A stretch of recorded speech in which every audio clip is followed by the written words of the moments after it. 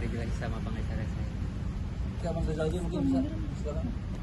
Hari ini tanggal 15 Januari 2025, Agus telah memenuhi panggilan polisi terkait laporan polisi dugaan tindak pidana pasal 372 yang dilaporkan oleh tim pembela kaum lemah. Kami sebagai pengacaranya Rizal Diandriawan dan rekan kita advokat Pak siapa? Pak Raffi yang hadir untuk mendampingi, mewakili dan membela kepentingan hukum Agus.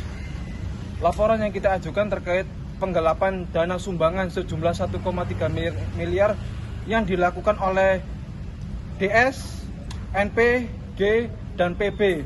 Mereka ini adalah otaknya ya untuk melakukan pengalihan dana donasi atau sumbangan kepada korban bencana alam Nusa Tenggara Timur. Otaknya mereka adalah 4 orang ini. Mereka telah bersekongkol melakukan tipu muslihat untuk mengalihkan kepada korban bencana alam Nusa Tenggara Timur, sehingga Agus mengalami kerugian baik secara material maupun imaterial. Sehingga itu kita melaporkan atas perbuatan itu. Tadi Agus sempat diperiksa dengan 30 pertanyaan. Alhamdulillah Agus dengan didampingi oleh pengacara bisa menjawab semua pertanyaannya dengan lancar dan baik. Dan kita mengajukan beberapa bukti.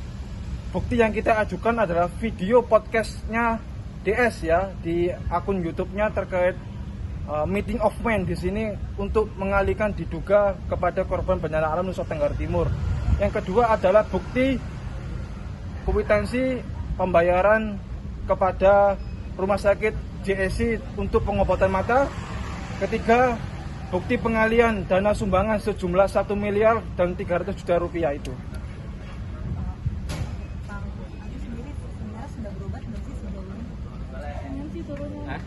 Apakah sudah berobat?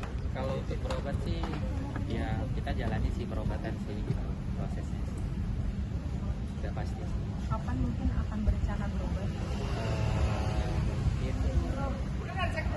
Mungkin belum ada sih jadwalnya. Mungkin Belum ada. Iya, di seminggu ini kali. Kan Bang Densu sebelumnya bilang kalau butuh dana obat minta ke beliau gitu. Nah mungkin tanggapan dari Bang Agus sendiri bagaimana? Kalau untuk tanggapan itu, DS ini tipu muslihat. Omongannya omong aja, omong kosong. Oke, omongannya omong kosong ya kepada Agus. Nanti uangnya kalau Agus butuh apa-apa bisa ke DS ya. Tetapi kita sudah melakukan upaya-upaya damai untuk bertemu dengan NP 2 kali di Gedung Juang dan di apartemen untuk mengadakan upaya damai beserta DS, tetapi tidak ada itikat baik ya. Artinya mereka ini patut juga ya untuk dihukum dengan seberat-beratnya. Kita minta kepada Kepolisian Polda Metro Jaya untuk melakukan audit terkait aliran-aliran dana milik Agus. Sudah beralih kemana saja? Apakah sudah benar beralih kepada korban bencana alam Nusa Tenggara Timur? Apakah masih ada?